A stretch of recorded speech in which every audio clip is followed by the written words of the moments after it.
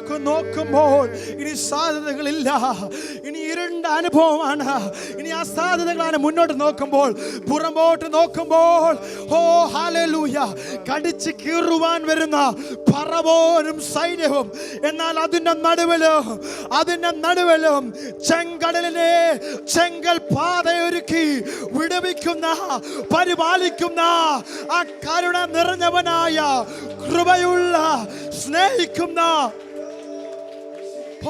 ശബര തുടവ ഹദര ജനാധരെ ഹസ്ത ജനാധര ഉടമന പ്രൗഢ പ്രമാജന യേശുവിന് അധികാരമുള്ള നാമത്തിൽ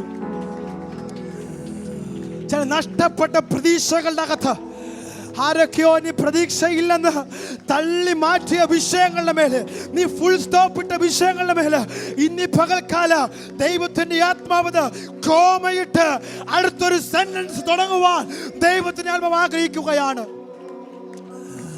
ആര് ഹൃദയങ്ങളെ തുറക്കും? ആര് ഹൃദയങ്ങളെ തുറന്ന് സ്വീകരിക്കും? കർത്താവേ, എനിക്ക് വേണ്ടി, എൻ്റെ കുടുംബത്തിന് വേണ്ടി, എൻ്റെ തലമുറയ്ക്ക് വേണ്ടി, എൻ്റെ ഭാവിക്ക് വേണ്ടി യഹോവ കരുതണമേ. ആഹാരം തൻ്റെ പൈതലിന് വേണ്ടി നിലവിളിച്ചപ്പോൾ അവിടെ പ്രാർത്ഥനയെ കേട്ട്, അവിടെ യാചനയെ കേട്ട്, ആ പൈതലിന് വേണ്ടി അമ്പർ ദൂരത്തിൽ ദൈവം ഒരു വഴി ഒരുക്കിയതുപോലെ ഇനി പകൽക്കാലം ദൈവത്തെ വളരെ ശക്തമായി ഇടപെടുകയാണ്.